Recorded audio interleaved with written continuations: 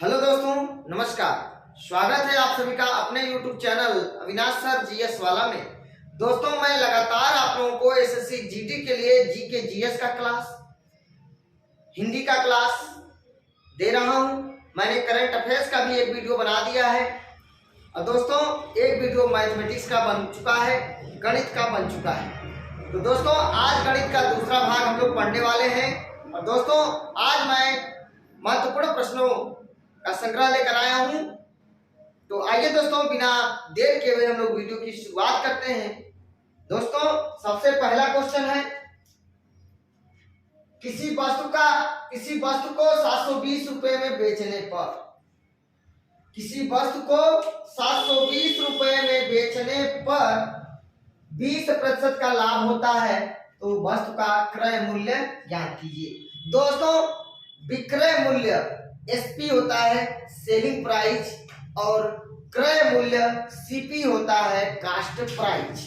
तो दोस्तों क्रय मूल्य सीपी है, विक्रय मूल्य एसपी है, एसपी, और ये 20% का लाभ है। तो दोस्तों ध्यान रखिएगा, जब बेचेंगे अर्थात एसपी होगा तभी लाभ होगा। तो दोस्तों लाभ प्रतिशत बराबर लाभ रुपया के और हानि प्रतिशत बराबर हानि रुपया के। तो दोस्तों 20% लाभ का मतलब होता है 120 और 20% हानि का मतलब होता है 80। तो दोस्तों 720 रुपए में बेचने पर 20% का लाभ होता है, अर्थात दोस्तों 120% बराबर हो जाएगा 720 के, तो 100%।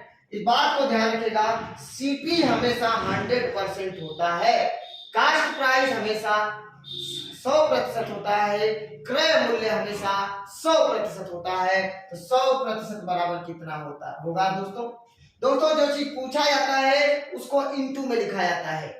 तो दोस्तों यहाँ पर देखिए 720 गुणे 100% पूछा गया है, गुणे 100 और बटे 120 यहाँ नीचे हो जाएगा।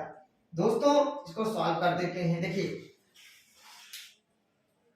यहाँ 0 से 0 कट गया, 12 कम 12, 12 छक 72, अब यहाँ देखिए 100 छका 600।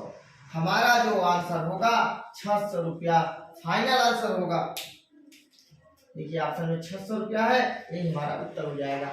अगले क्वेश्चन की बात करते हैं। दोस्तों लाभ रहेगा तो 100 में जोड़ देंगे, लाभ प्रतिशत रहेगा तो 100 में जोड़ देंगे, और हानि प्रतिशत रहेगा तो 100 में से घटा देंगे। दोस्तों अगला क्वेश्चन है, किसी वस्तु को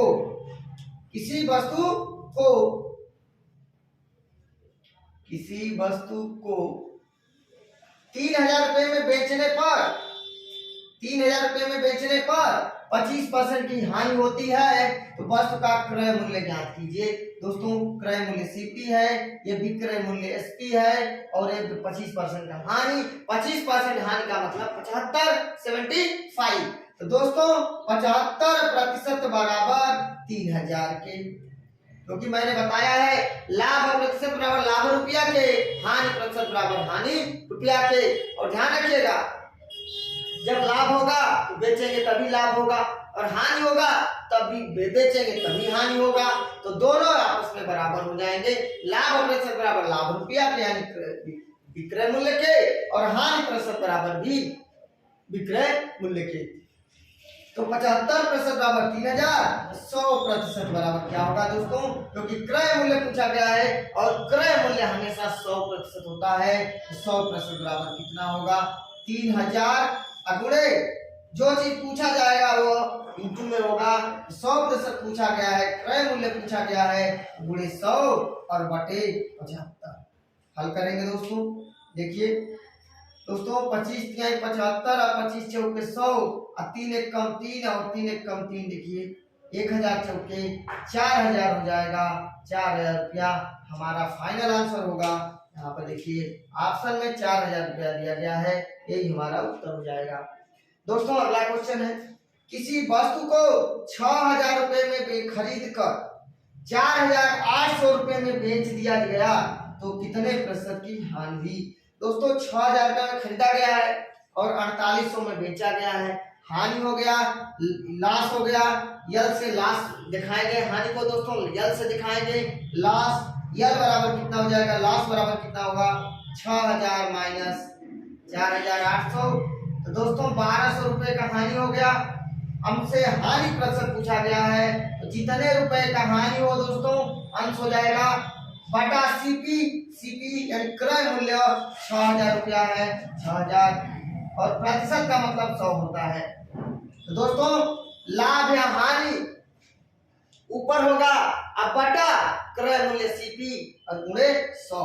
इसको हल कर देंगे दोस्तों। देखिए 1 2 3 से 1 2 3 जीरो कैंसिल, 6 एकम 6, 6 दूना के 12 जीरो, यानी 20% का हानि होगा। हमें ऑप्शन में दिया गया है 20% की हानि, यही उत्तर सही होगा। इसके लिए दोस्तों नोट कर सकते हैं, देखिए प्रॉफिट हो या लॉस, प्रतिशत पूछा जाए यहाँ पे लिखेंगे प्रॉफिट या लॉस बटा सीपी और गुणे 100। यही है हमारा सूत्र या ट्रिक, जो भी समझ लीजिए यही होगा। तो 1200 रुपए का हानि हुआ, 1200 बटा सीपी 6000 और प्रतिशत का मतलब 100। देखिए नीचे के 3 जीरो से ऊपर के 3 जीरो कैंसिल, 6 का जो है 120 में भाग कर देंगे, 20% आ जाएगा। दोस्तों अगला महत्वपूर्ण प्रश्न देखिए नंबर 4 की।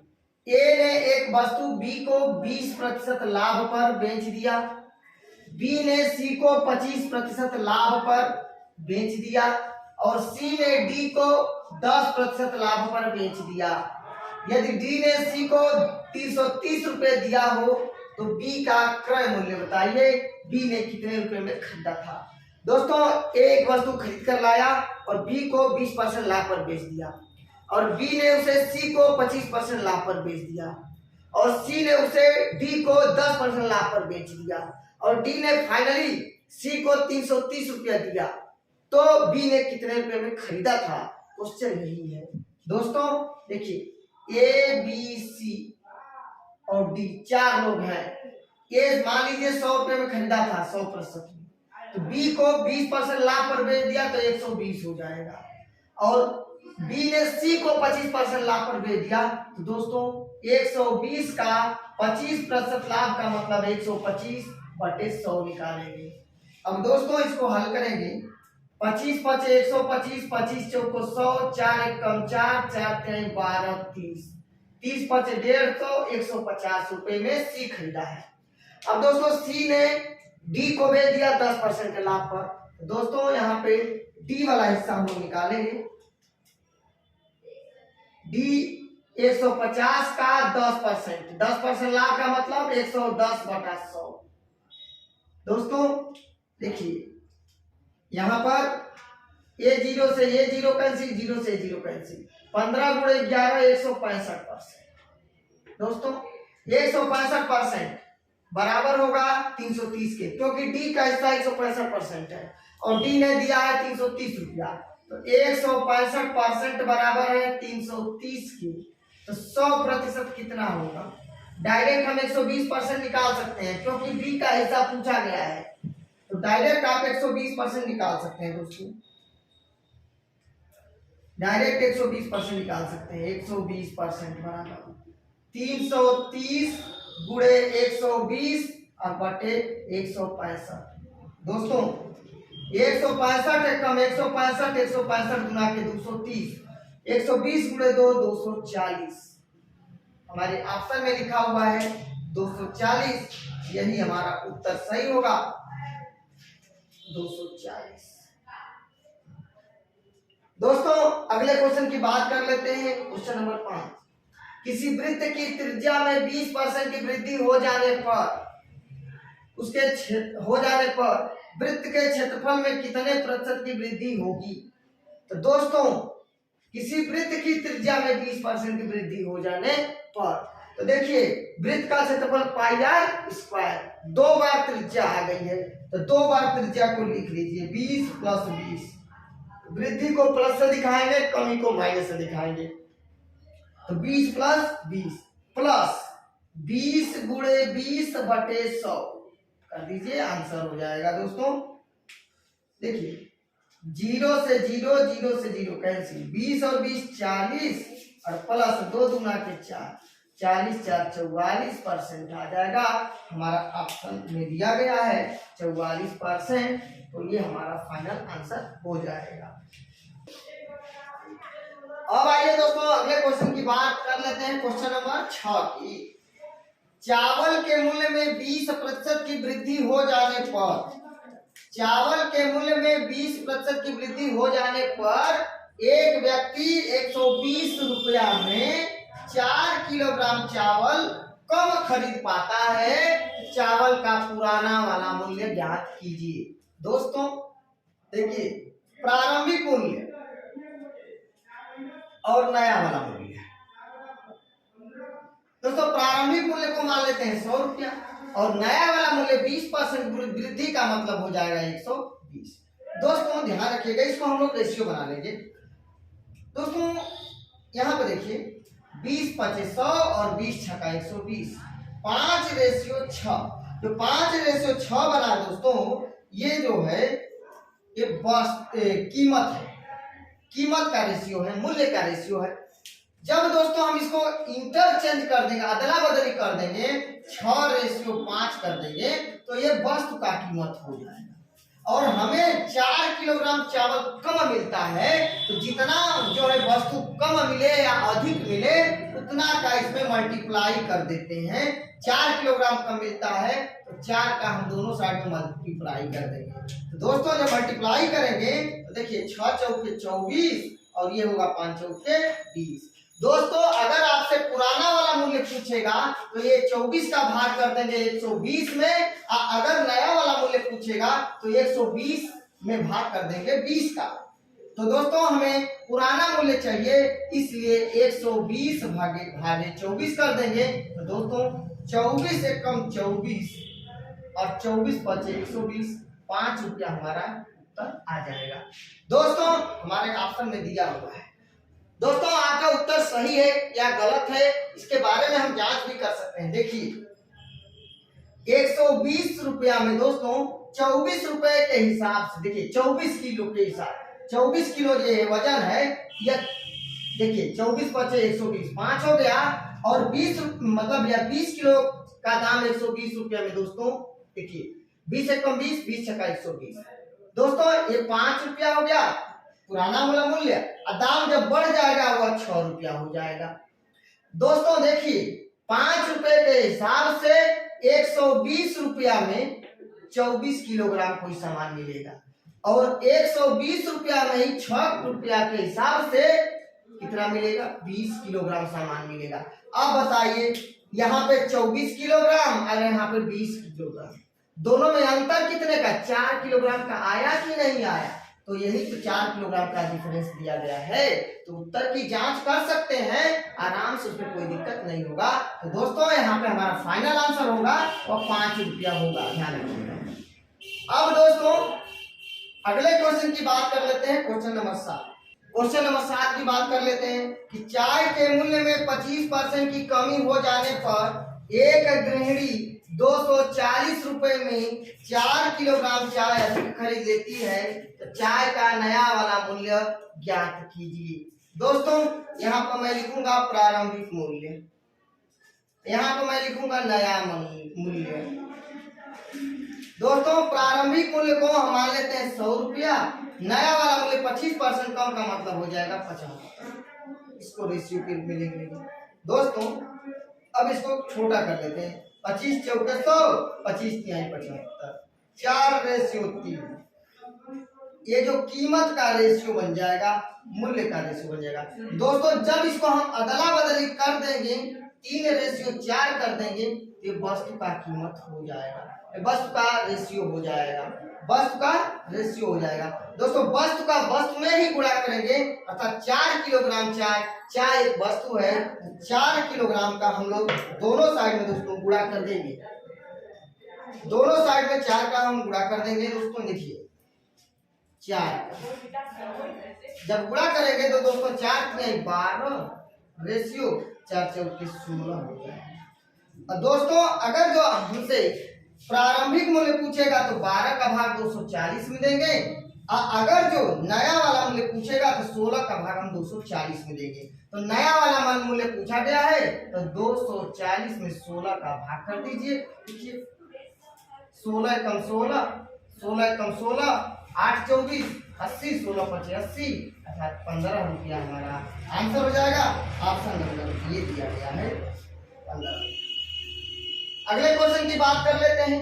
यदि 20 पुरुष किसी कार्य को 36 दिनों में पूरा कर लेते हैं तो उसी कार्य के 3/4 भाग को कितने पुरुष 18 दिनों में पूरा कर लेंगे। दोस्तों देखिए यम1 का मान दिया गया है 20 पुरुष, D1 का मान दिया है 36 दिन और दोस्तों 20 पुरुष किसी कार्य को 36 दिनों में पूरा कर सकते हैं। W1 है 1। दोस्तों यम2 पूछा गया है उसी कार्य के 3/4। देखिए D2 आपको दिया गया है 18 दिन और W2 दिया हुआ है 3/4। दोस्तों यम1 D1 बटा W1 बराबर यम2 D2 बटा W2 कर दीजिए, आपका आंसर आपके पास होगा।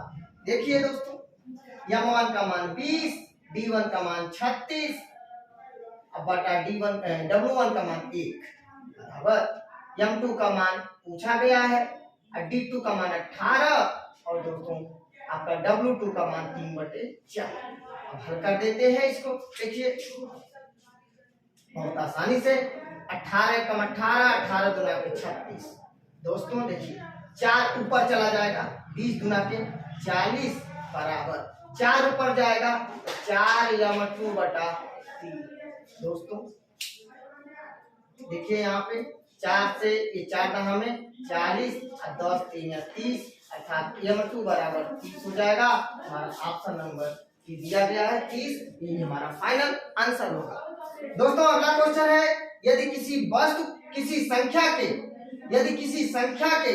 3/4 का 80% 63 है वो संख्या ज्ञात कीजिए। दोस्तों मान लिया संख्या x का 3/4 का 80% का मतलब 80/100 बराबर 63।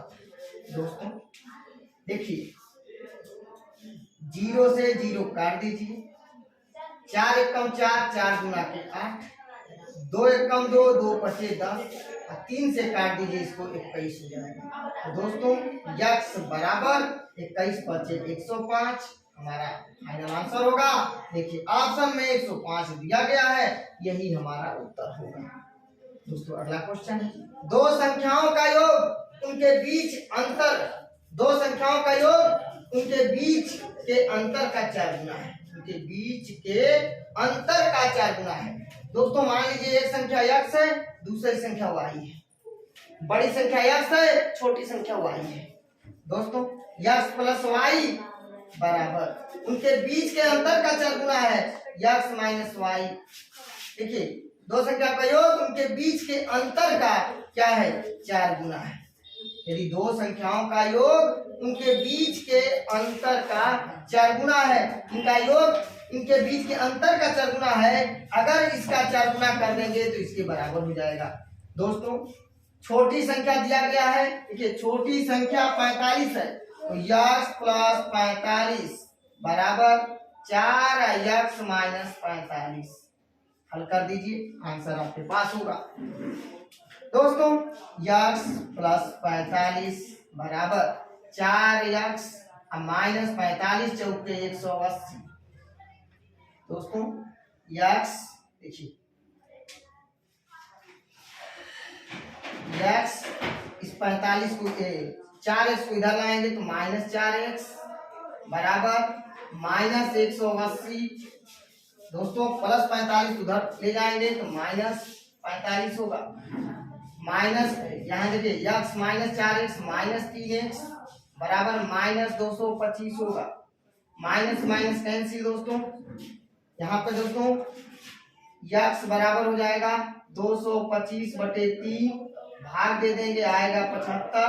हमारा ऑप्शन में दिया गया है 75, यही हमारा उत्तर होगा। तो दोस्तों बहुत आसानी से आपको समझ में आया होगा। अगर आप लोगों को मेरा वीडियो अच्छा लगे प्लीज दोस्तों लाइक कमेंट शेयर करके मुझे सूचित जरूर करना। मिलते हैं नेक्स्ट वीडियो में, तब तक के लिए नमस्कार, धन्यवाद।